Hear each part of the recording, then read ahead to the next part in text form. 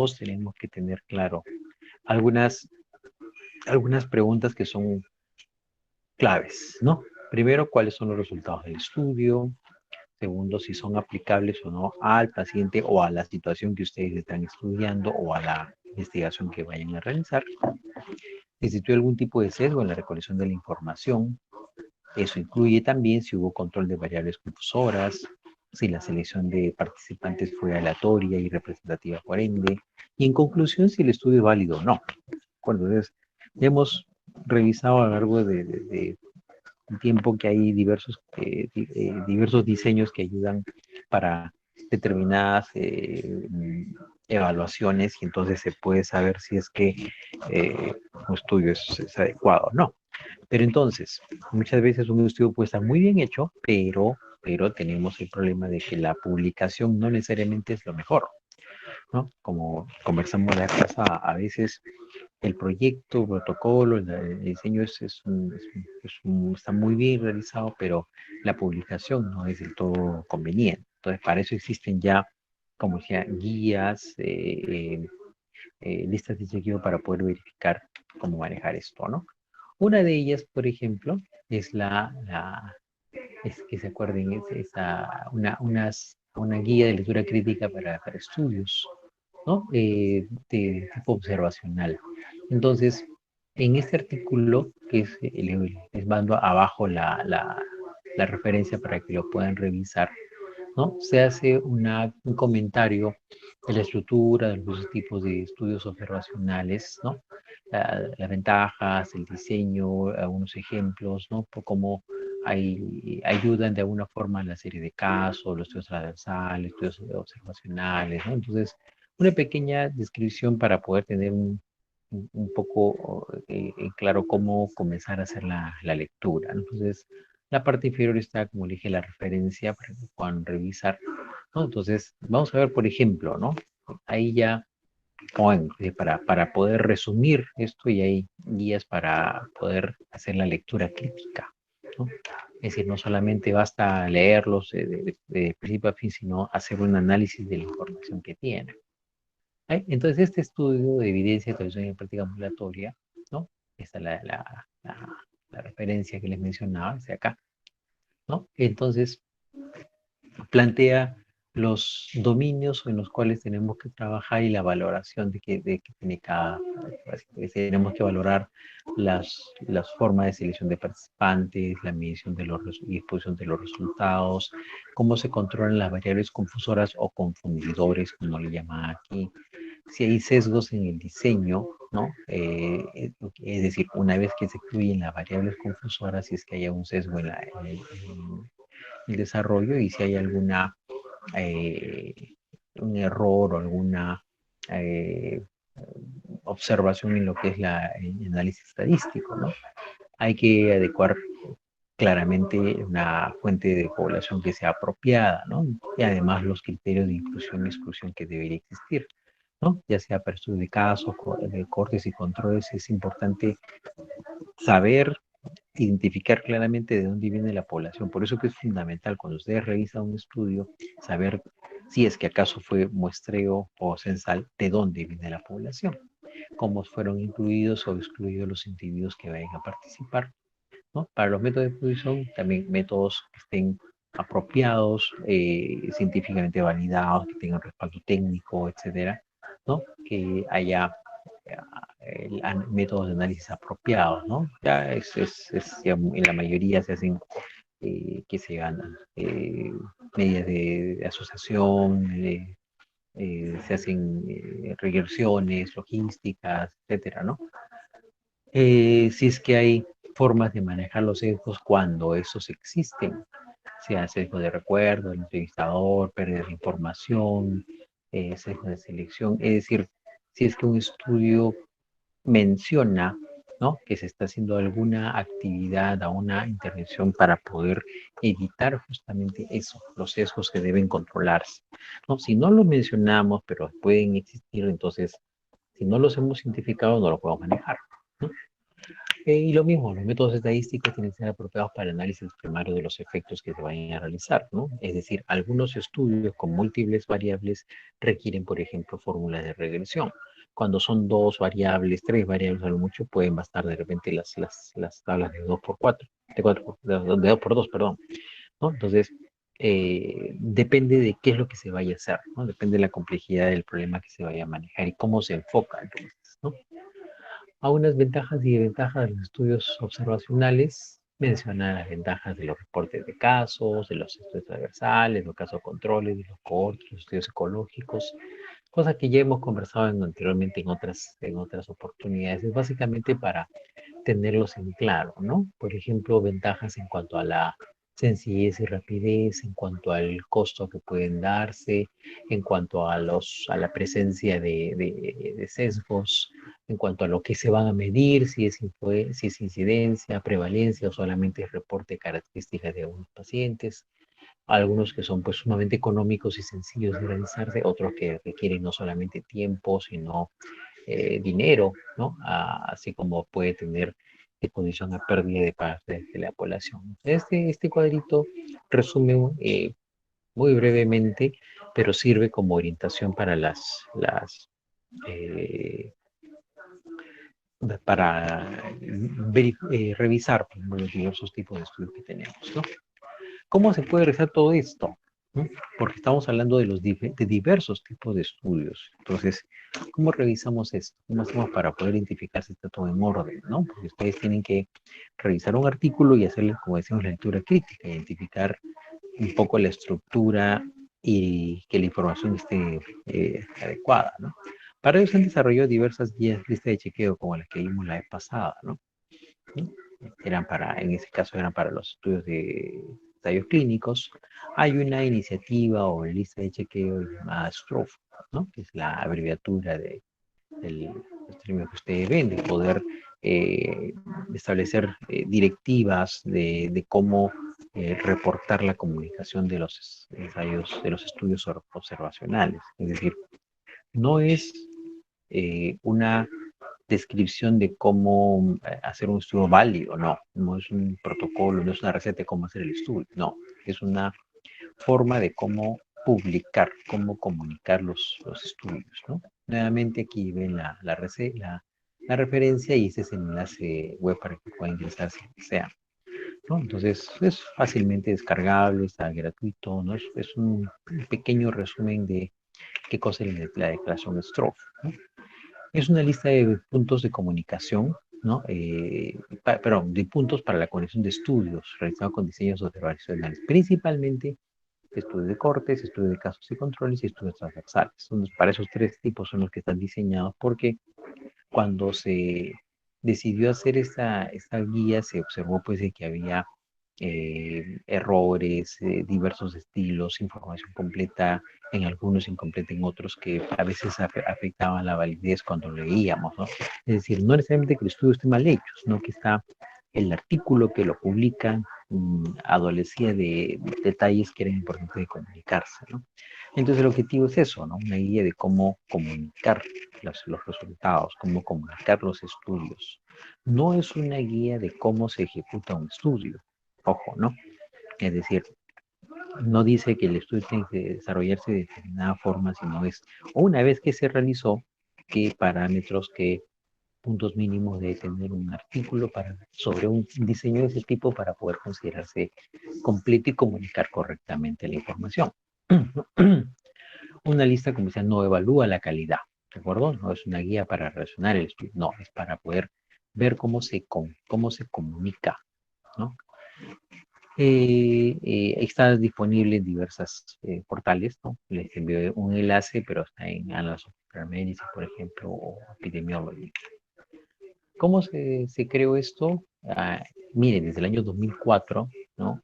En el Reino Unido hubo una reunión de editores de revistas, epidemiólogos, metodólogos, estadísticos, clínicos, tanto norteamericanos como europeos, que identificaron que había eso, una heterogeneidad en los reportes de información de diversos autores, a unos muy prestigiosos y muy buenos, pero que tenían incluso entre sus propias publicaciones tenían diferencias, ¿no? Y había datos que comunicaban como otros que no. Entonces se pusieron de acuerdo y establecieron una página web donde se iban a plantear algunas recomendaciones mínimas, ¿no? En esa página que ustedes ven, Stroke Statement. Eh, entonces, ¿qué hicieron? Se reunieron todo un grupo de personas dedicados a la publicación, ¿no? Tanto como autores, como editores, como revisores de bibliografía.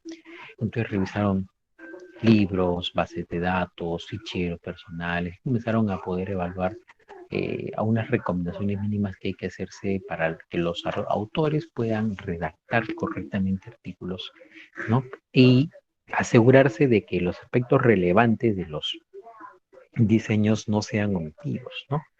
Entonces, en vista de que los tres diseños más utilizados en las publicaciones mundiales son de cortes, casos, controles y transversales, se decidió describir básicamente esos tres en la guía que se logró obtener, la iniciativa Stroke. Es una lista de 22 puntos, ¿no? Vamos a verlos en un momento, que se refieren a lo que decir el título, el resumen, la introducción, la metodología, los resultados, la discusión y otros datos relevantes, como por ejemplo el financiamiento. Para los tres tipos de diseños hay algunos puntos en común y otros cuatro que son diferentes para cada diseño, ¿de acuerdo? Eh, por ejemplo, algunos puntos deben ser separados para casos y controles, para los participantes puestos en expuestos, dependiendo de lo que sea. Pero entonces ya se establece una serie de aspectos, ¿no? Estos puntos como que constituyen una lista de chequeo para decir, muy bien, este artículo que tiene tal, entonces está adecuadamente comunicado. Ojo, no cuestiona la validez del estudio, no cuestiona la validez del diseño ejecutado o realizado, no, evalúa la calidad de la presentación, de la divulgación de los resultados, ¿no? Cosa que puede ser un punto flaco, ¿no? Muchas personas pueden ser de repente brillantes en sus áreas, pueden ser excelentes estudiantes, autores o teóricos, ¿no? Y responder con toda facilidad a diversos problemas, pero cuando tienen que comunicar sus resultados o sus estudios, ahí tienen inconvenientes porque o no manejan bien la estructura la información no la pueden seleccionar correctamente, ¿no? Ya sea o ponen excesivo detalle o muy poco que puede atentar contra la comprensión del estudio. Entonces, Karan, acá hay los primeros 12 ítems, ¿no? Acá son los otros, el total de los 22. El título, ¿no? El título describe si menciona el tipo, el diseño del estudio, proporciona un resumen con una sinopsis informativa y equilibrada, describe, pero el título y el resumen, ¿no? Describe datos que deben tener la introducción. Y vean ustedes pues, la metodología, ¿no? Tiene varios, los lugares, las fechas, y especifica para cada tipo de estudio, ¿no? Estudios de cortes, de casos de controles, transversales, ¿no? Para describir los criterios de elegibilidad, las fuentes, cómo se seleccionaron los participantes, cómo se hizo el seguimiento, eh, para los casos de control, cuáles son las fuentes bibliográficas o de dónde se obtuvo la información. Como ustedes saben, casos de control son para poder revisar registros, ¿de acuerdo? Y por qué se elige un estudio de casos y control y no otro diseño, ¿no? Lo mismo, ¿no? Entonces se sabe lo mismo, cuáles son los criterios de elegibilidad de las fuentes y los métodos de selección de participantes, ¿no? Así, entonces vemos cómo se evalúan las variables, las fuentes de datos, la presencia de sesgos o que se especifiquen medidas adoptadas para afrontar potenciales sesgos. Eso es importante porque muchas veces en algunos ejercicios de estudios vemos que, eh, por ejemplo, cuando se presenta el protocolo, ¿no? Se encuentran potenciales sesgos, pero el autor no los ha considerado, ¿no? Porque a veces ocurre, ¿no? Por eso es importante siempre la revisión por pares, por personas con una mayor experiencia, tanto en metodología como en el trabajo que se vaya a realizar, ¿no? Entonces, por eso es importante que si uno describe una publicación existe el riesgo de tal tipo de sesgo, de tal y tal y tal situación, pero se ha controlado de tal manera. Se está especificando entonces que se, se, se toma en cuenta ese inconveniente. ¿De acuerdo? Lo mismo si se determinan tamaños muestrales, cuáles son las variables, cuáles son los métodos que se hayan realizado. Es decir, tenemos, mejor dicho, que con esta ficha revisar un artículo y ver que contenga toda esa información, ver que efectivamente esté todo registrado como corresponde. La segunda parte ya nos habla de los resultados, ¿no? Que describan cuántos participantes, si perdieron participantes, por qué fueron, si esa pérdida de participantes afectó o no la validez o el análisis estadístico posterior, ¿no? A unos datos de las variables y los resultados principales, ¿no? Tanto estimaciones absolutas, ajustadas, según los factores de confusión, si es que corresponde, especificando, por ejemplo, los intervalos de confianza, ¿no? No basta que un valor, un indicador tenga un número X, sino la mayoría de software ahora nos brindan fácilmente los intervalos de confianza del 95-99%, en algunos casos 90%, aunque se usa muy poco. Entonces es importante, si tenemos la tecnología informática para describir esos detalles, son de suma utilidad. Como ustedes saben, muchos sensores de confianza cuando contienden a la unidad o al cero, pues no, finalmente no dan significación. Eh, Otros análisis que se puedan haber hecho de subgrupos, posibles investigaciones adicionales, ¿no? Y la discusión, ¿no? Que estén resumidos correctamente, que se discutan las limitaciones. Es importante eso porque todos los estudios tienen algún alcance de complejidad y tienen algunos detalles que no pueden realizarse. A veces son cosas minúsculas de repente, pero es importante reconocer eso, las limitaciones del estudio, considerando tanto los posibles sesgos o imprecisiones de datos, de información o de registro, ¿no? Es por eso importante mencionar a la hora de la discusión eso, las limitaciones del estudio. Obviamente interpretar los resultados, ¿no? ¿Qué significa haber encontrado, qué sé yo, 1 más 1, 2? Bueno, ¿qué significa eso? ¿Cómo se interpreta? ¿Cómo se valora y se considera? ¿No? Y eh, discutir de una forma la validez externa de los resultados, si es que son aplicables a una población que sea similar o homogénea con respecto a los participantes del estudio, ¿no? Otras informaciones, por ejemplo, el financiamiento, si es que hay este,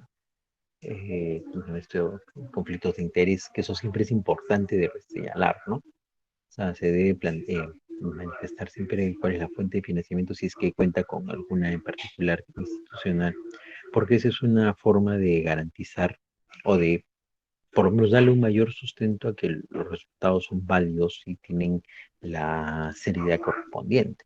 Entonces, la aplicación de esta guía Stroff nos permite, como ustedes ven, repasar y verificar cada ítem del trabajo, ¿no? Entonces, como decía, ustedes cogen su guía, su declaración Stroff para un estudio caso control, cohorte de estudio, caso transversal. Entonces, van revisando y asegurarse de que esté debidamente descrito lo que estamos mencionando. Si encuentran ustedes deficiencias, pues eso es básicamente el reporte y considerar si es que hay errores de selección, sesgos de información, análisis estadístico que no es correspondiente, entonces obviamente el estudio va a perder un poco de valor, ¿no? Esto lo utilizan mucho los editores de revistas porque ellos tienen que asegurarse de que la información esté completa, porque si a veces hay estudios, como decía, muy buenos, pero que tienen datos que no han sido suficientemente descritos, hay que pedirles que lo amplíen, ¿no? Eso a veces nos ha ocurrido. Cuando enviamos una revista, nos dicen que efectivamente todo parece estar muy bien, pero quieren saber de dónde salió tal número, tal otro, ¿no? Si es que hay alguna a una fuente de información o de casos diferentes que se nos haya considerado. Entonces, a veces tenemos esa situación, ¿no? Que a veces por errores materiales se omiten datos que deberían ser mínimos para poder describirse, ¿no? Entonces, estas guías, como la anterior que conversamos, que de ahora, nos permite diferenciar realmente que el contenido de la publicación es conveniente, es adecuado y permite que el estudio pueda ser eh, desarrollado correctamente, ¿no? Entonces son los 22 parámetros de la guía Stroke.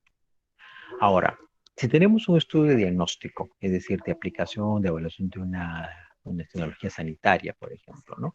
También hay guías para eso, ¿no? La de guía. Por cierto, le comparto a su delegada. Encontré en esta revista chilena de cirugía unas 4 publicaciones bien interesantes, ¿no? Dicen pautas de chequeo. Tienen 4 partes y resumen también son meramente las cosas que hemos conversado a la vez anterior, lo de hoy y lo que viene después. O sea, una serie de publicaciones muy interesantes respecto a esto, ¿no? A cómo se puede evaluar la calidad de las publicaciones, ¿no? En cuanto a la información que se está brindando. Entonces, en este caso, ¿no? Brevemente veamos primero la guía o la pauta de chequeo, la guía START y la otra, la guía CARE. La guía START es, como bien dice, ¿no? Los estándares o los parámetros mínimos que tienen que reportarse en los estudios de evaluación diagnóstica, ¿no? Entonces, son usados para estudios de pruebas diagnósticas.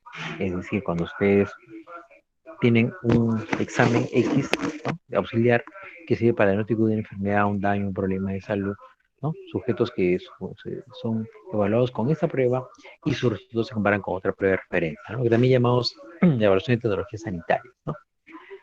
Así como en la guía anterior de Stroke, ¿no? Desde la década del 90, ¿no? Se encontró que había eh, mucha variabilidad en cuanto a la calidad de los estudios de precisión, ¿no? ¿Por qué? Porque esa calidad a veces era variable, como decía, cuestionable y que no necesariamente eh, permitían que las pruebas que se estaban evaluando tuvieran toda la validez que se podía estimar en algún momento. Es decir, había sobreestimación de muchas de las pruebas que se estaban trabajando. Es casi 9 años después, en 1999, ¿no? A finales de la década del 90, ¿no? Se establece un grupo de trabajo en la biblioteca Cochrane, que como ustedes saben es eh, una publicación que sistematiza información mediante revisiones. Entonces comenzó a lograr un análisis chequeo también para ese tipo de estudios, ¿no? La idea, como en el caso anterior, era elaborar una lista de chequeo, una pauta que permita mejorar la calidad de los reportes, ¿no? Y entonces evaluar mejor la validez interna y externa. Es así que aparece la pauta o la guía START, ¿no? Que tiene, parecido al anterior, 25 ítems en 5 dominios, nuevamente, título, resumen, palabras claves, introducción, método, resultados y discusión, ¿no? Entonces, nuevamente se establecen algunos parámetros que tienen que enumerarse, describirse en la publicación para poder considerarla como válida, ¿no? Lo mismo, ¿no?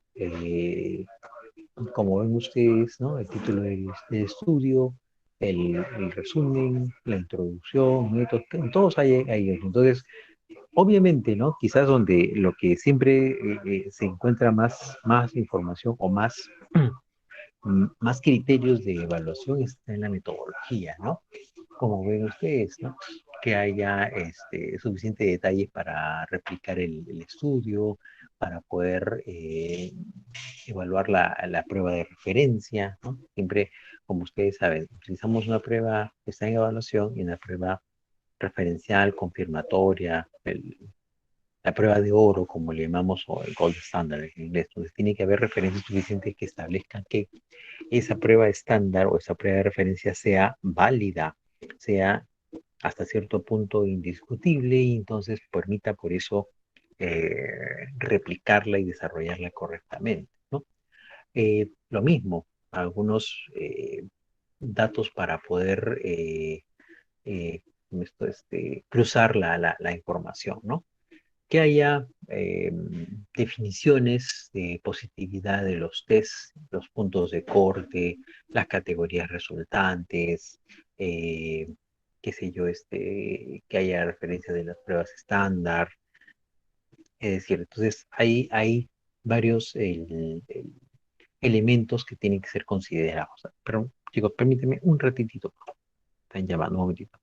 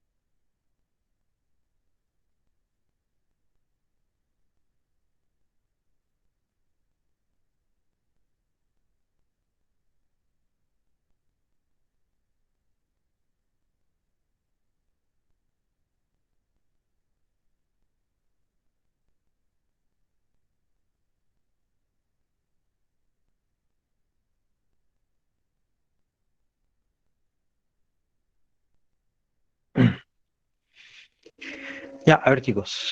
Disculpen, están llamando por una situación. Y bueno, y discúlpeme que interrumpa, pero a unos compañeros suyos me siguen escribiendo respecto al examen. Entonces, por favor, ¿no? Entonces, ¿qué les parece si por lo menos terminamos la clase para poder tratar de contestarles, ¿no? Pero no, estamos hablando y siguen escribiendo como si pensaran que estoy viendo, tengo cuatro ojos para mirar por un lado la clase, la presentación y por otro lado los mensajes. Les voy a agradecer que una vez más canalicen sus observaciones, reclamos o solicitudes a través del delegado, por favor.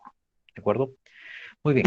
Entonces, lo que nos toca hablar son cosas sencillas y breves, porque la idea es básicamente que ustedes puedan identificar un estudio X, por ejemplo, en este caso uno de los observacionales, descargar esta guía y tenerla a la mano para poder verificar que efectivamente esté todo conforme, como se ha mencionado, ¿no? Como ven, es básicamente la misma situación, sino que especifican ya determinada información que tiene que estar registrada, ¿no? Les decía, por ejemplo, los puntos de corte de las pruebas, tanto la prueba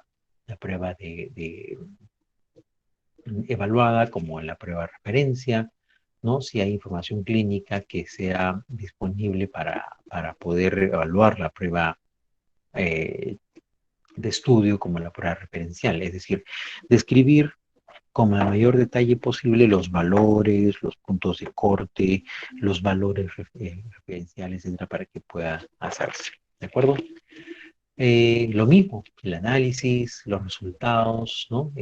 Cómo se hace la característica de los mismos, si es que hay características clínicas, demográficas, básicas y el seguimiento que se puede hacer, ¿no? Lo mismo en la discusión. Entonces, todos ellos tienen, cada uno de los parámetros tiene diversos elementos que tienen que estar descritos. Entonces, si ustedes cogen un artículo, por ejemplo, un caso control, ¿no? Y leen esta guía, entonces tienen que encontrar que está escrito lo que ustedes desean evaluar, ¿no? Lo mismo, perdón, para la guía anterior. En este caso tiene un estudio de evaluación de una prueba de diagnóstico o una prueba de tamizaje de algún tipo. Entonces, lo mismo, ¿no? Es importante que se garantice la presencia de información suficiente, como decía, para poder asegurar que lo que se haya hecho en el estudio esté debidamente publicado. Repito, estas guías, estas listas de chequeo, no son para evaluar la calidad del estudio, ni la validez del mismo. Es para evaluar la calidad de la información que se está brindando. Es decir, si tengo todo esto, muy bien, yo puedo hacer un análisis crítico del estudio. Si me falta alguno de esos, entonces de repente voy a tener dudas respecto a cómo establecer el nivel de evidencia y el grado de recomendación. ¿Recuerdan? Entonces, cuando conversamos eso, necesitamos información. Para eso sirven estas guías, para poder darle luego una contundencia en ese sentido, ¿no? De la misma forma, hay que efectuar la lectura crítica de los reportes de caso. Recuerdan que conversamos, los reportes de caso quizás son tienen el más bajo nivel de evidencia, pero para que lo tenga, ¿no? También deben cumplir una serie de parámetros, ¿no? Eh, y curiosamente, ¿no? Como decían los autores, ¿no? Hasta cierta temporada, hace unos 20 años aproximadamente, la mayoría de las publicaciones eran reportes de casos. Yo recuerdo mucho cuando, cuando estudiaba, por ejemplo, cuando estaba en la universidad, ¿no? Era muy frecuente que las referencias bibliográficas que encontrábamos eran esos, reportes de casos, de uno, de varios, pero reportes de casos. Y se consideraba como sumamente importantes porque ya que describían casos puntuales, ¿no? Entonces servían a veces de punto de comparación con lo que podría uno estar revisando en el momento, ¿no?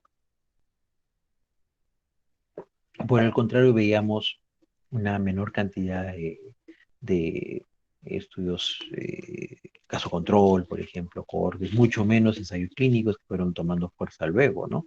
Ni qué decir de metaanálisis, ¿no? Cuando yo recuerdo mucho cuando estaba en la universidad y nos hablaron de los metaanálisis, ¿no?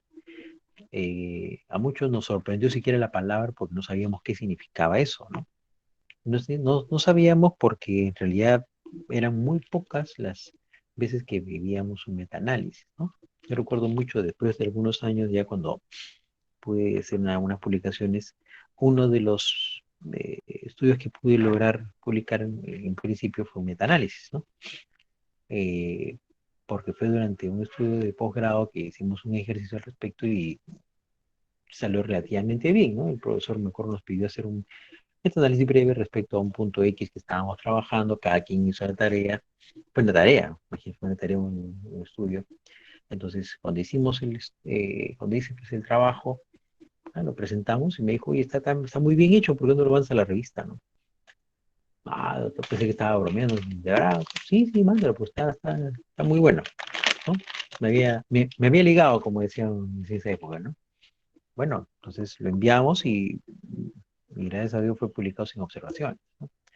Entonces, como decíamos, ese tipo de estudios era muy poco frecuente, ¿no? Era ¿cómo se llama esto? Difícil de encontrar. Perdón, chicos, otra vez.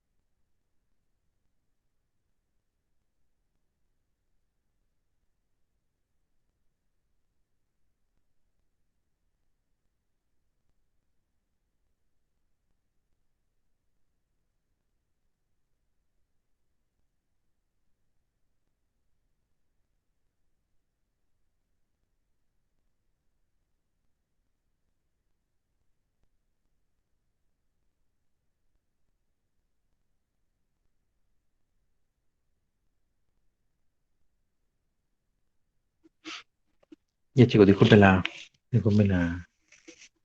tardanza.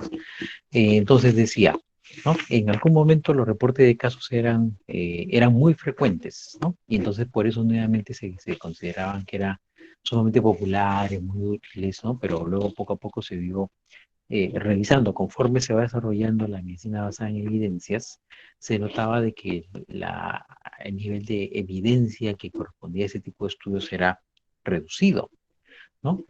Ahora sabemos que es uno de los más bajos, ¿no? Entonces, que se pueden mejorar los hallazgos ahí con otros. Entonces, son más utilizados actualmente como material educativo para desarrollar razonamiento clínico. Mejor dicho, para hacer discusiones de casos clínicos, como a veces hacemos en otros cursos. Entonces, eh, sin embargo, a pesar de ser tan populares, tan frecuentes, tan utilizados hace algunos años y aún se siguen utilizando en menor frecuencia, pero aún así también tenían defectos en el reporte. Aún había datos importantes que atentaban más aún a la evidencia limitada que brinda.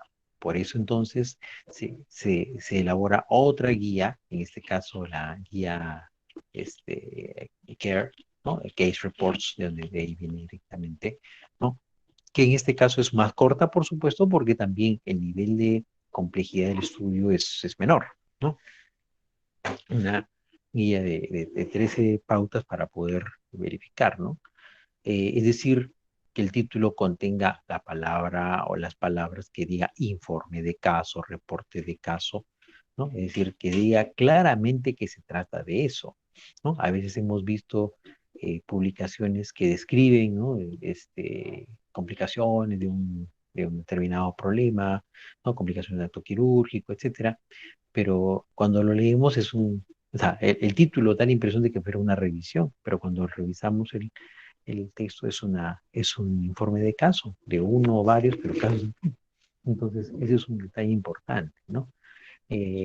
Las palabras clave que ya sabemos, el resumen debe incluir datos clínicos, datos relevantes, intervenciones de diagnóstico, los resultados, obviamente, que se hacen en esas informes de diagnóstico, ¿no? A diferencia de los otros que hemos mencionado, que dicen datos de la metodología de la población, datos de las pruebas ejecutadas, aquí tiene que tener claramente datos respecto a cada uno de los pacientes que se hayan escrito, ¿no?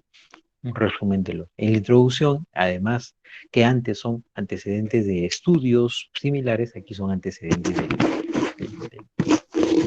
paciente, ¿no?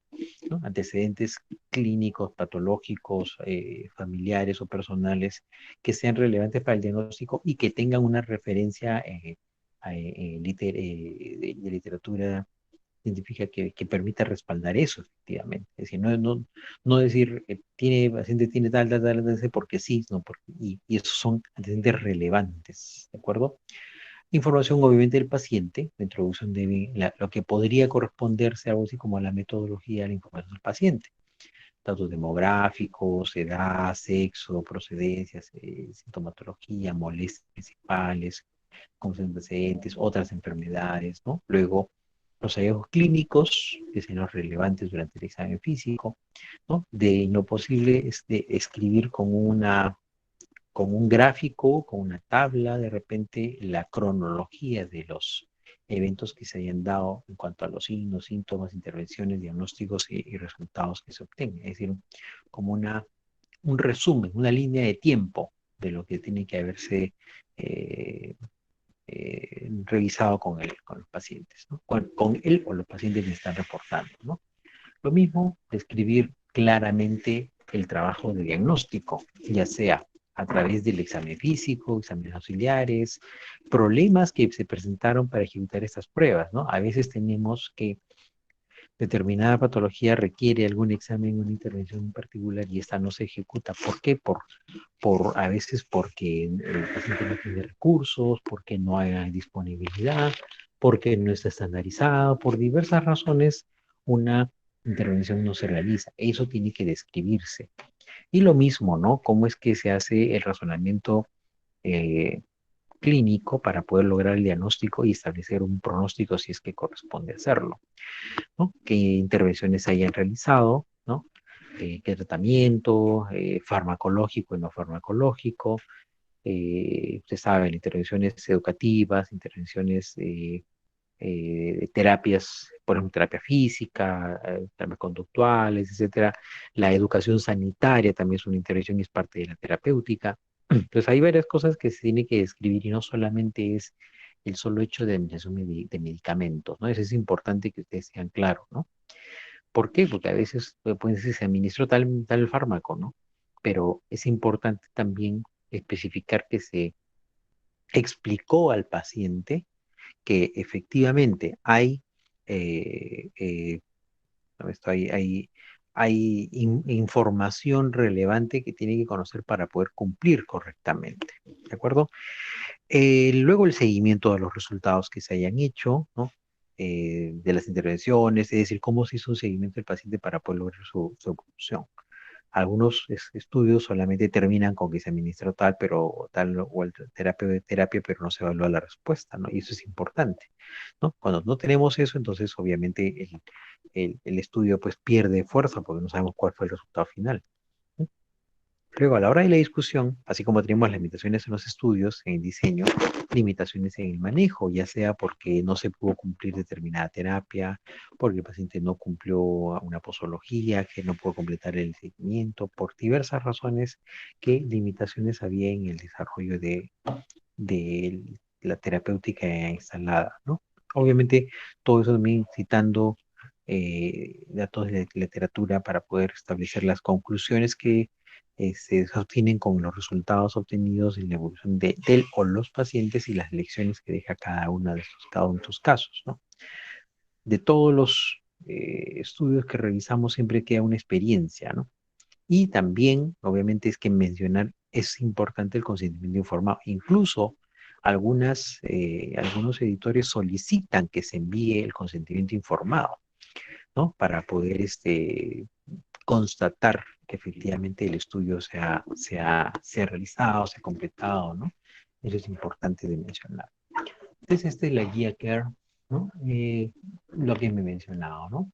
El título, las palabras clave, el resumen, la introducción, la información, los hallazgos, el seguimiento, el trabajo de diagnóstico que se haya realizado, aquí con una breve descripción. Entonces, es importante, como decía, revisan ustedes una serie de casos o de un solo caso, debe estar descrito toda esta información. ¿Para qué? Para poder darle luego la conclusión de si es válido o no, ¿no?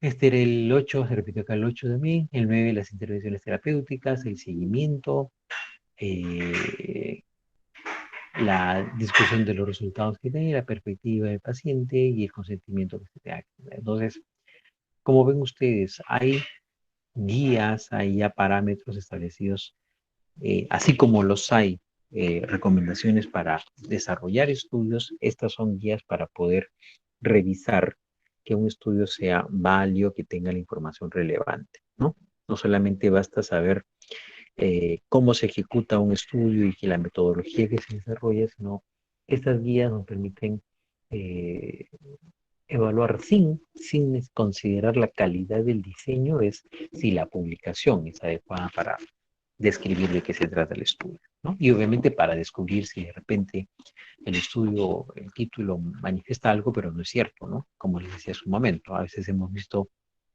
un título que describe, por ejemplo, evolución del tratamiento luego de la administración de tal fármaco, ¿no? O sea, el título como que hace pensar que fue un seguimiento, un metanálisis, hasta metanálisis puede pasar por el título, pero cuando vemos son reportes de casos, ¿no? Entonces, definitivamente, la forma como se redacta es diferente. Muy bien. Eso es lo que queríamos revisar. Entonces, la moraleja de todo lo que hemos dicho es básicamente que hay instrumentos para poder hacer la revisión de la información. Entonces, les recomiendo que ustedes revisen, como le digo, voy a mandarles a su delegado los PDF de los artículos que le mencionaba de esa guía, de esa revista chilena, ¿no? Que tiene una descripción breve de lo que estábamos mencionando de cada uno de las guías de chequeo. Se pueden descargar también porque también están ahí los enlaces para poder revisarlos y aplicarlos. Entonces, en el trabajo que tenemos, si es que ustedes identifican un ensayo controlado, un estudio de cohortes, un estudio de casos, ya saben qué parámetros tienen que revisar en cada artículo para saber si la información es es suficiente primero, ¿no? Y con eso poder determinar claramente la utilidad, ¿no? Como decíamos, el nivel de evidencia y el grado de recomendación que tenga el estudio. Entonces, esto es importante que lo puedan tener en cuenta. La gente ya veremos la parte de las guías de práctica clínica, unos detalles adicionales y podemos ya comenzar a programar las fechas para poder hacer la realización de los trabajos propuestos de cada grupo. ¿De acuerdo? ¿Alguna pregunta, chicos?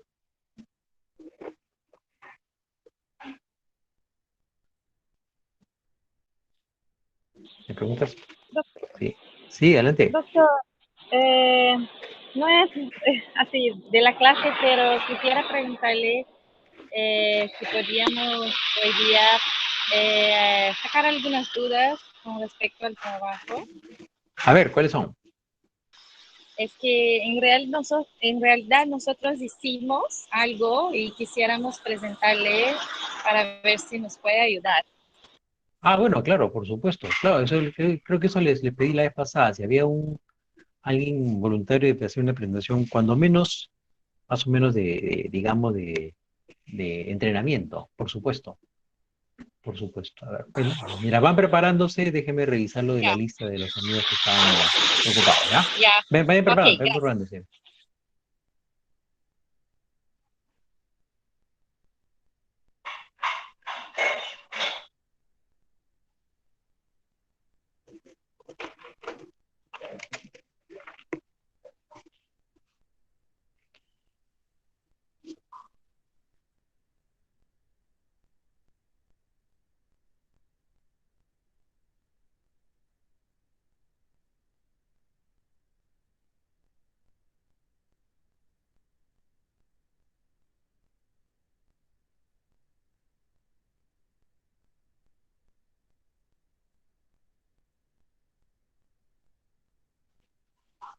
Mm.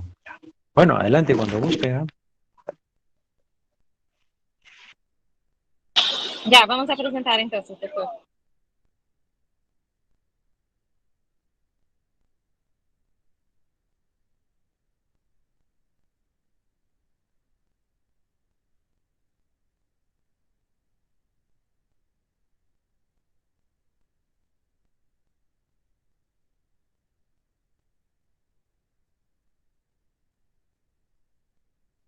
Ya, doctor, nuestro trabajo entonces vamos a hablar de las cefaleas postraumáticas en niños y adolescentes. Cambiamos para hacer un poco más delimitado como usted nos sugirió, ¿no? Y entonces elegimos como tema este, ¿no? El próximo, por favor, gracias. En este encontramos 3 artículos, cada uno de una presentación diferente. Este primer artículo nos dice entonces de las cefaleas que son crónicas y postraumáticas en los niños y adolescentes. Y este título de este artículo podemos ver que nos dicen a los pacientes y la población, ¿no? Que son los niños y adolescentes, eh, también nos dice cómo van a hacer, a recolectar todos los datos que sería entonces a través de esta revisión sistemática de literatura, van a sacar los datos de otros trabajos, ¿no? La comparación será hecha entre los resultados de las otras investigaciones, de los otros artículos encontrados, ¿no? Y el outcome entonces sería los resultados. Vimos en este trabajo que el resultado busca, ¿no?, presentar la prevalencia de esta cefalea postraumática que es crónica en los niños, pero después que demos un vistazo así en el trabajo, vimos que este título nos supone que va a ser de todos los niños y crianzas de diferentes partes del mundo, ¿no? Porque no cita un lugar específico, pero después al final vimos que ese trabajo saca información solamente de Reino Unido y de Canadá también. Próximo, por favor. Liz, ¿estás lista? Sí, sí. Bueno, doctor, en esta parte, en el resumen, así como usted estaba mostrando para nosotros en la clase pasada, ¿no? Este método de evaluar el trabajo y identificar sus características principales, este es el resumen en sí de este primer artículo relacionado a nuestro tema, que es más un artículo que trabaja en lo que es la revisión sistemática, ¿no? Y acá ustedes pueden tener una idea de este resumen de este primer trabajo, que Carol ha mencionado ya el tema. La siguiente diapo, por favor. Acá para hacer el análisis de este primer resumen de este trabajo, como se había puesto en un Word, si no me equivoco, estos criterios, ¿no? Para evaluar qué tan bien o qué tan ideal está el trabajo. El primero sería las características del título, ¿no? Si el título está bien trabajado. Y hemos buscado, ¿no? Y hemos visto características que tiene que tener un título para que este sea el más indicado o el más entendible posible para el que va a leer. Y tiene que tener lo que serían estas preguntas, el qué, cuándo, dónde y en quiénes, ¿no? Y en este trabajo hemos visto que hay algunos, ¿no? Hemos visto que se trata de la cefalea crónica postraumática en niños y adolescentes, ¿no? Entonces este sería el tema. Cuando el trabajo menciona que está entre el año de 1980 en enero hasta noviembre de 2016, ¿no? Como es una revisión sistemática, abarca lo que serían diversos artículos trabajados en este trabajo, en donde especifica que es a nivel de Canadá y, si no me equivoco, en esta sigla, yo creo que Reino acabo. Unido, Reino Unido. Reino Unido, sí, Canadá y Reino Unido, gracias. Y en quienes la población, como les dije, en niños y adolescentes, ¿no? Las características del resumen, como ustedes han podido ver en la diapo anterior, el párrafo es breve, exacto.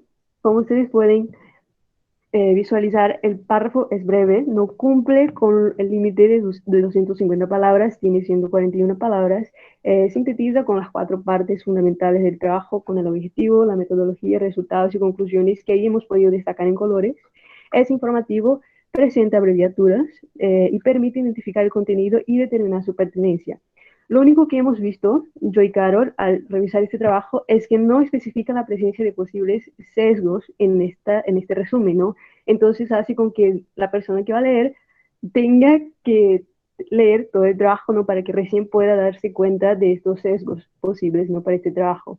Y ahí, en este criterio ya, en el C, la descripción de la metodología, que está en verde, si puedes volver a la diapo, eh, podemos ver la parte destacada, en destaque, perdón, en verde, ¿no? Lo que sería la metodología, que es básicamente una base de datos de estos programas que están ahí, ¿no? PubMed, InBasic y este otro y Google Scholar.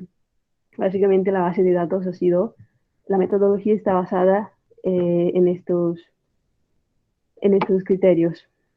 Lo otro sería la descripción de los resultados que está en azul. El resumen también nos muestra los resultados de este trabajo eh, y ahí ustedes pueden eh, identificar la prevalencia de la cefalea crónica inespecífica postraumática, ¿no?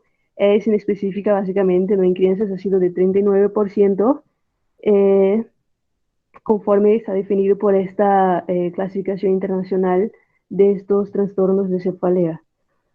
Y lo otro que está en morado se ya presenta las conclusiones, ¿no? El resumen también nos muestra las conclusiones del trabajo, eh, en la cual la cefalea de tipo migrañosa es una de las más comunes, ¿no? Seguida de la cefalea de tipo tensional. Entonces, básicamente, este resumen sí nos muestra lo que sería el objetivo del trabajo en la metodología, los resultados y las conclusiones, ¿no? Que uno tiene que identificar y ver para que, ¿no? Si le llama o si coincide para tener un buen resumen y este pueda tomar la iniciativa de leer un trabajo, ¿no? Lo otro sería la apreciación de la calidad del artículo e identificación de posibles sesgos en la ejecución del estudio correspondiente. Acá hemos tenido un poco de duda, ¿no? Pero en lo que se refiere a la identificación de posibles sesgos, hemos visto que en el trabajo más abajo, ¿no? Como especificado en la característica del resumen, ahí no muestra. posibles sesgos que este trabajo pueda tener, ¿no? Entonces, el lector tiene que ver, identificar, leer parte por parte para que así pueda recién comprender o recién encontrar ahí estos sesgos en este trabajo, ¿no? La prevalencia de la cefalea crónica postraumática está basada en pacientes solamente de Reino Unido y Canadá, no, no abarca otros países o una población más grande. Y el estudio solamente considera apenas traumatismos leves, ¿no? Dato que no nos muestra en el título. Y este FINE o FINE, ¿no? Es una sigla que usted había comentado en la clase pasada, ¿no? ¿Qué tan factible puede ser ese trabajo?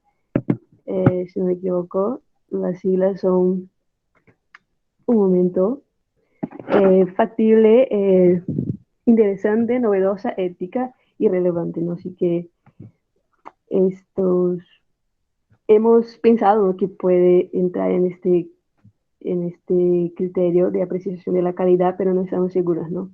Y bueno, de ser pertinente, se calificará al nivel de evidencia de este artículo, que sería el nivel de evidencia 1, ¿no?, que es un trabajo de revisión sistemática.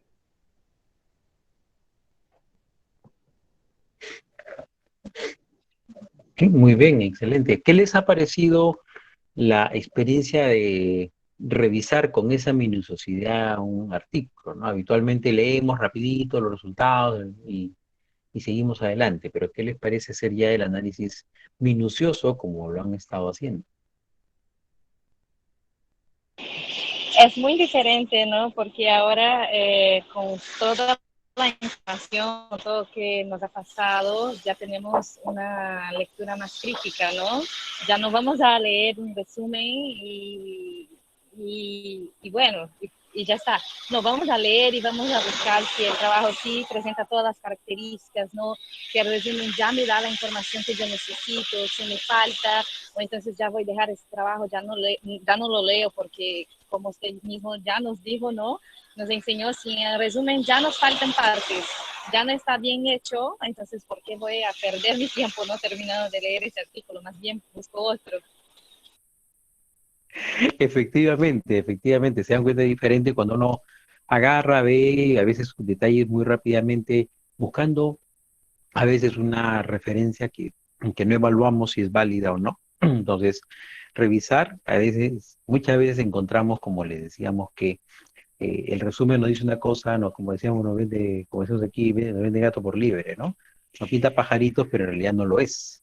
O por el contrario, ¿no? A veces un estudio muy bueno, muy útil, está más bien subestimado en la descripción del título y el resumen, ¿no? Entonces, es importante que ustedes hagan ese ejercicio de lectura crítica. ¿Han hecho alguno otro? Me pareció que tenían uno más, o me equivoco. Sí, doctor, Sí, hicimos sí, 3. doctor. A ver. Tenemos 3. Bueno, luego que el siguiente artículo es, es un artículo de investigación, ¿no? Es una publicación original de un estudio y, bueno, acá está el título, ¿no? Que evalúa las características de las cefaleas postraumáticas en niños que sufrieron daño cerebral traumático leve, ¿no? Un daño cerebral leve por un traumatismo y también evalúa lo que es la respuesta a un tratamiento, ¿no? Que esto se va a ir evaluando en el tiempo.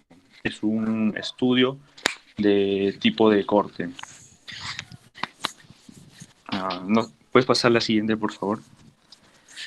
Bien, y bueno, hicimos el análisis, ¿no?, del título, ¿no?, y la primera parte del artículo. Y bueno, todo lo que es respecto del título, cumple con el número de palabras, ¿no? Son menos de 20 palabras, describe muy bien lo que es el contenido del artículo, es conciso y es específico. Y bueno, no habría nada que objetar, ¿no?, respecto a esta parte. Hicimos también lo que es la pregunta pico, ¿no? La población, los pacientes serían niños que sufrieron lesión cerebral traumática leve, con cefalea postraumática, ¿no? Y la exposición, en este caso, sería para primero saber las características de la cefalea, ¿no? sería la cefalea postraumática y después también el tratamiento, ¿no? La exposición al tratamiento, ¿no? Porque son dos objetivos que tiene este artículo. Y después la, la parte del control. En el control se utilizó también una población de niños con lesiones extracraneales, ¿no? La primera no tenía lesiones extracraneales y la segunda sí, ¿no? El control sí. Después el segundo objetivo no menciona ningún control. Después, en el outcome o en el resultado, ¿no? Lo planteamos en forma de preguntas, ¿no? ¿Cuáles son las características de la cefalea postraumática? Si el tratamiento redujo la frecuencia de las cefaleas postraumáticas o si mejoró la funcionalidad del paciente. Siguiente, por favor. Bien, el resumen, la parte del resumen. Bueno, algunas observaciones nada más, ¿no? Que no es de un solo párrafo. Este es un artículo interesante, no había visto un artículo así hasta ahora, que se divida en 4 párrafos, la parte del abstract, ¿no? Pero sí deja bien claro que ahí está, ¿no? El objetivo, los métodos, los resultados y la conclusión, ¿no? Eso sí lo resalta. Sin embargo, se excede ampliamente de lo que es las 250 palabras, ¿no? Se fue casi por las 2000 palabras. Y es un poquito tedioso para leer porque no resume a mi consideración muy bien, ¿no? Lo que es el artículo, ¿no? Yo creo que podría ser un poco más compacto esa parte. Después, ¿no? Sí contiene las 4 partes que son fundamentales en el artículo. Tiene abreviaturas, ¿no? Contiene abreviaturas, pero al costado del artículo, que no lo puse acá porque estaba un poco grande, sí ponía ahí una pequeña tabla, ¿no? De las abreviaturas. Entonces creo que por ese lado no habría problema. Pero después también este artículo no presentaba palabras clave, ¿no? Entonces ese es otro detalle que encontramos aquí. El abstract, el resumen estaba en inglés, ¿no? No estaba en otro idioma, es un artículo canadiense. Y bueno, eso sería todo por la parte del resumen, ¿no? La siguiente parte es la de metodología. Bien, y en la metodología, bueno, para describir esta parte, ¿no? Está redactada por cada objetivo, ¿no? Primero describe lo que es la cohorte para ver las características de la cefalea postraumática. Después describe la metodología para la cohorte del tratamiento. Después describe la guía del tratamiento. Y finalmente lo que es el análisis estadístico, ¿no? El análisis estadístico. También menciona menciona la descripción de la población, ¿no? Que está compuesta por todos aquellos pacientes que atendieron un servicio de emergencias en un hospital, el Hospital Alberta de niños, y ¿no? Estos niños que fueron por traumatismo craneoencefálico y que tuvieron daño cerebral, ¿no? Leve. Después, la población que se obtiene la población que van a utilizar en este estudio se obtiene de un estudio de prevalencia previo, ¿no? Entonces, esa es la metodología que utilizan para su población. Después, también se describe la muestra, ¿no? Sus características y su tamaño. Y también describe los métodos de recolección de datos, ¿no? Así como los métodos del análisis de datos, ¿no? Y sus respectivas herramientas que están allí, ¿no? En la parte de abajo. Y la redacción está correcta, ¿no? En tiempo pasado. Bien, y la siguiente parte creo que es de los resultados. Sí, los resultados. No, bueno, acá corté esa parte del artículo para que lo puedan ver. Bueno, acá se describen, ¿no? Los resultados del análisis de los datos, están en el orden en que se presentan también los materiales y métodos. Y hay un gráfico que resume bastante bien lo que es ¿no? los datos más importantes que tienen que ver con la respuesta al tratamiento, ¿no? Y bueno, eso sería todo. Hasta aquí sería el avance de este artículo, ¿no? Creo que hay un sesgo importante también respecto a la parte del tratamiento, porque no había un grupo control para ver lo que es la exposición al tratamiento, ¿no? Es una sola cohorte, Sí, solo es una sola corte. claro. Ya. Es casi como un reporte de casos. Sí, algo así. Yo creo que hubiera sido Ah, mejor hacer un estudio de casos y controles. claro. O de repente, como decíamos, una serie de casos, una cantidad importante que también le da relevancia de repente, ¿no? Pero como tú dices, no hacen una comparación porque quizás más que evaluar un tratamiento o algo así, es básicamente describir el resultado que se haya tenido. Es un estudio prácticamente transversal, ¿no es cierto? Se describe un grupo de casos y cómo Sí, se ha así es. comportado, ¿no? Claro. Interesante, ¿no? Entonces, como bien decías hace un momento, hay estilos de presentación, por los resúmenes, por ejemplo, deberían teóricamente un solo párrafo continuo, pero tampoco es incorrecto del todo, o sea, no invalida el estudio que esté, por ejemplo, como tú me lo estás poniendo como lo presentan pues en varios párrafos, ¿no? Quizás el tema es también lo que mencionabas del número de palabras, no sé si te entendí que eran 2000, me parece que es eh, algo más, algo menos que eso, pero claramente más de 200. En todo caso, 250. En todo caso, se puso el contador de palabras para saber cuántas hay, ¿no? Pero sí, pues, se ve que hay un texto abundante, ¿no? Lo importante es tratar de que se resuma y poner lo más relevante, ¿no? Cuando hay algunos trabajos que son sumamente amplios, complejos, entonces el resumen también no siempre puede ser todo lo pequeño que quisiéramos, ¿no? Y bueno, lo que estabas mencionando, perdón, del uso de tablas, de gráficos, como ven ustedes, a veces un gráfico puede resumir muy bien los resultados o las conclusiones de un estudio también, sin necesidad de leerlo en su totalidad, ¿no? Entonces, es interesante que puedan entrenarse en eso, en identificar parámetros determinados. Ahora, con la práctica ustedes ya van a poder, ya, por ejemplo, ver el resumen, identificar muy bien qué información es la que tienen que ver en el extenso. Es decir, no tienen que agarrar todo el artículo a leerlo, ¿no? Leen el resumen, ya, me falta esto y aquello, muy bien, voy a buscar en el extenso qué me dice al respecto, ¿no? Para poder clasificarlo, para poder describir como corresponda, ¿no? Muy bien. Los felicito, realmente es muy interesante la revisión, ¿no? Es otro, ¿no? Sí, doctor, ya A el ver, último, si rapidito, quieres, es, ya, presente, no hay problema. ok, se trata de un estudio, aquí mismo dice, ¿no? Eh, ok, cefalea crónica postraumática después de una injuria craneoencefálica leve, ¿no? Un estudio descriptivo. Aquí tenemos los autores y la afiliación. La característica del título es que, bueno, sí cumple con lo que sea menos de 15 palabras, ¿no?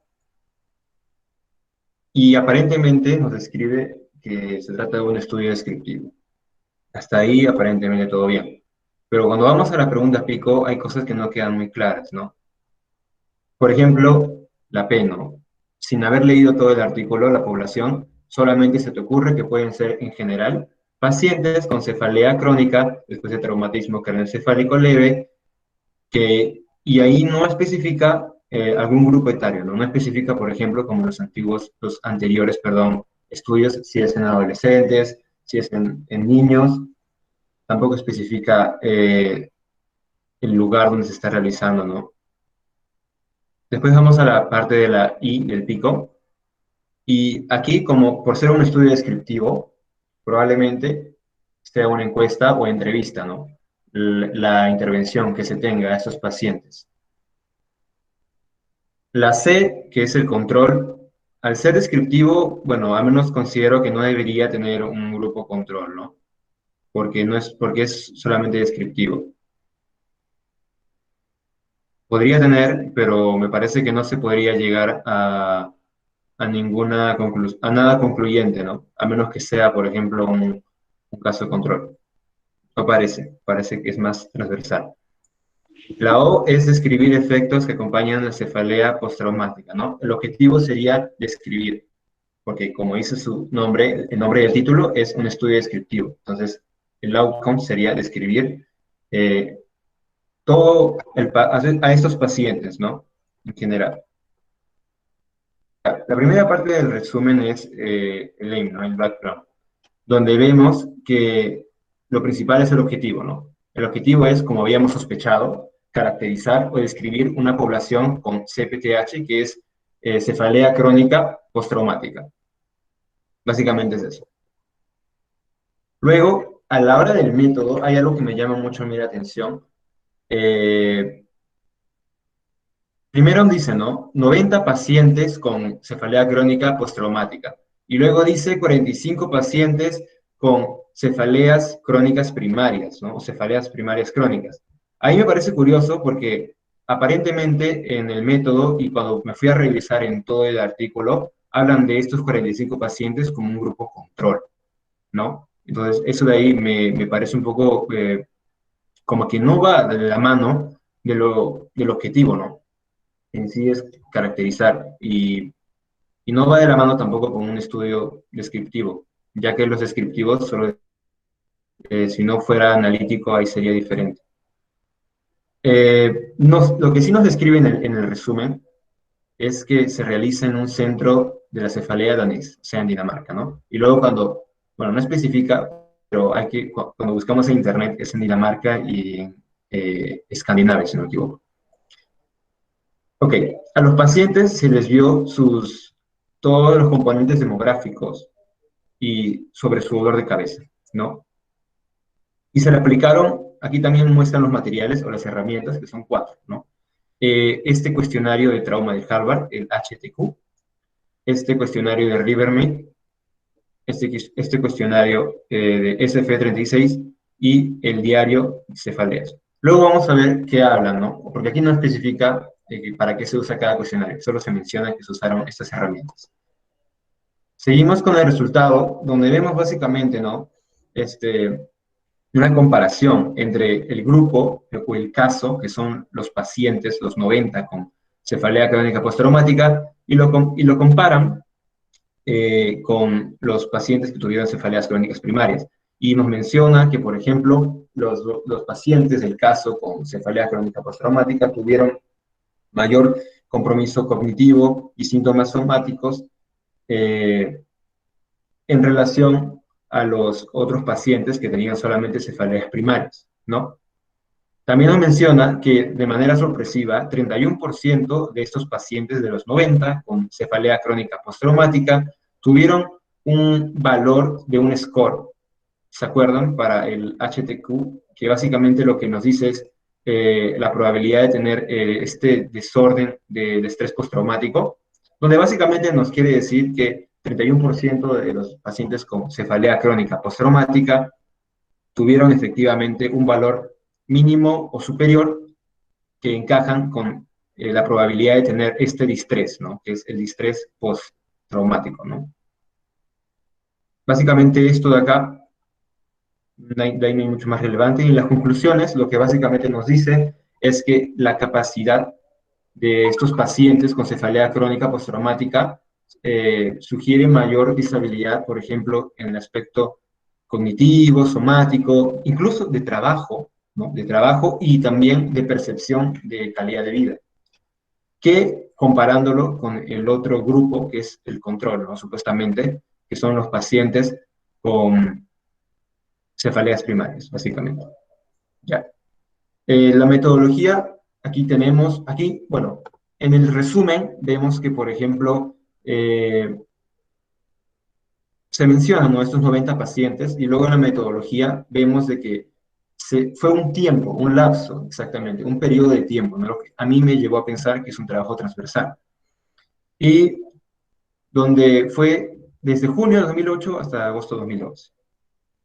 Aquí menciona algo importante, que es la edad de los participantes. Son adultos, de 18 a 65 años, a diferencia de los anteriores artículos revisados, que eran en niños y adolescentes, aquí lo hacen en adultos. Y eso no estuvo en el título y en el resumen. Eso sí considero grave. Es importante siempre ponerlo, porque, por ejemplo, para nosotros que somos un grupo que buscábamos específicamente para niños y adolescentes, esto nos pudo haber confundido, ¿no? Que estos pacientes adultos no deben haber tenido otro trastorno neurológico ni psiquiátrico.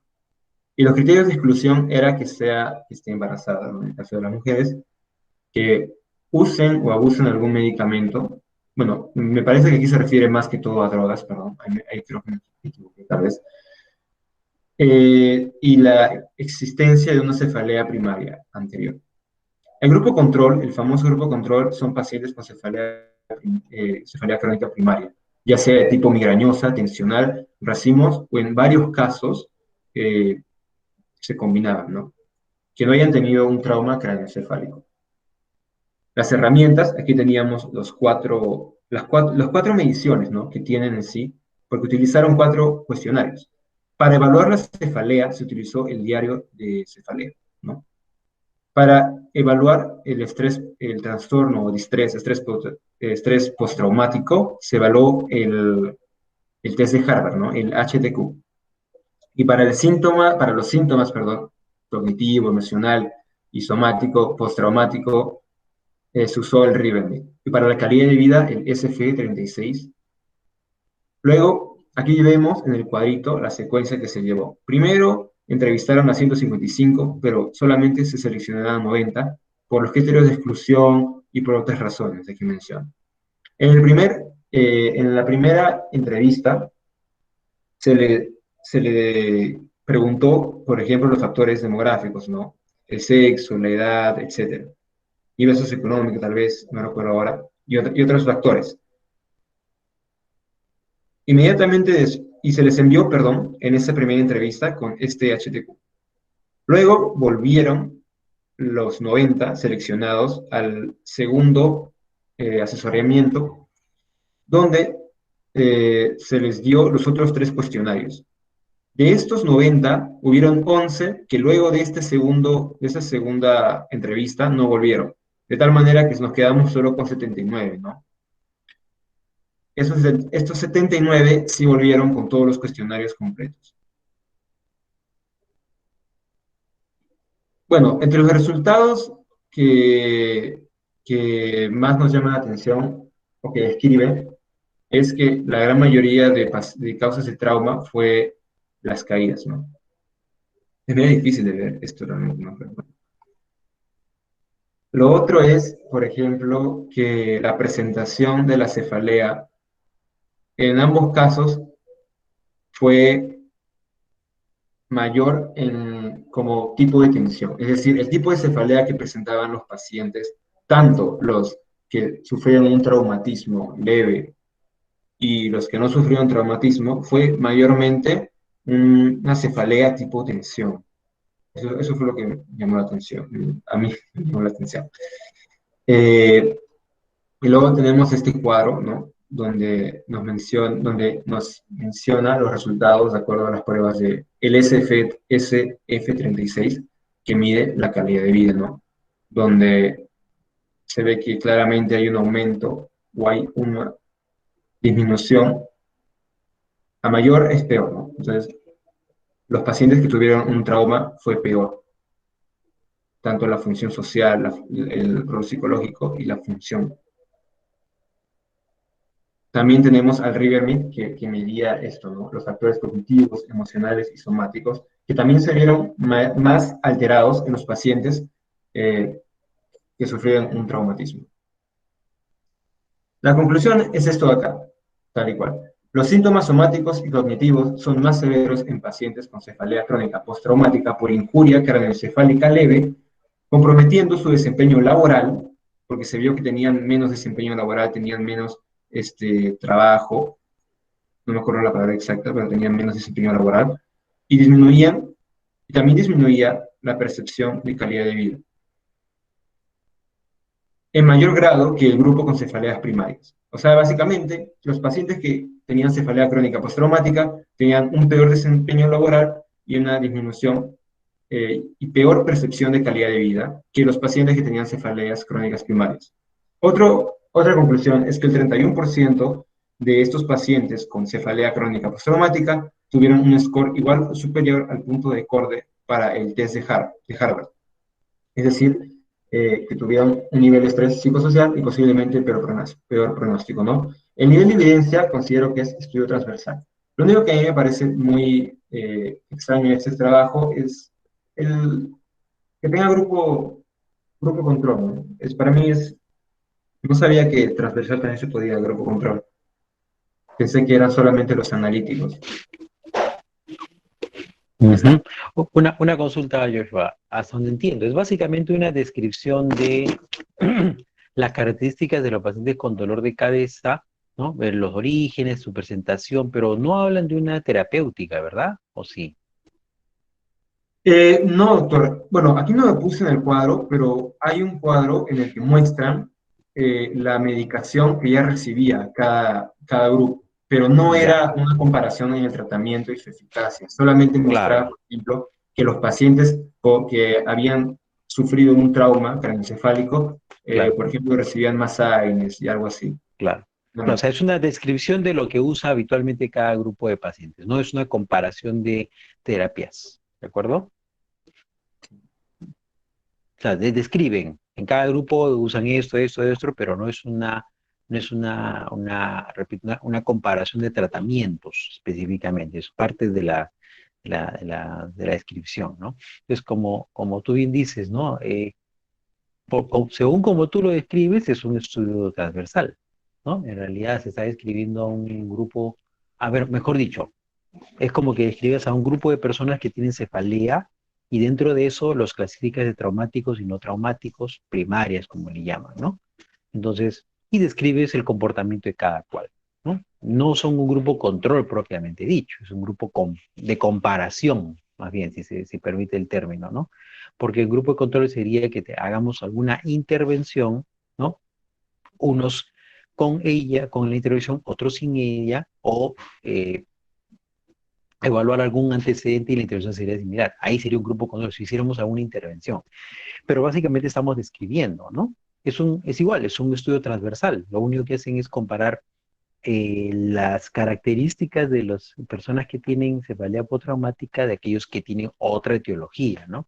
Describir las características clínicas, de repente los parámetros demográficos, quién sabe describir también las terapias que pueden recibir unos y otros, pero no con un fin de evaluar o comparar intervenciones, sino describir básicamente lo que hay. Entonces, es un estudio transversal, simplemente, ¿no?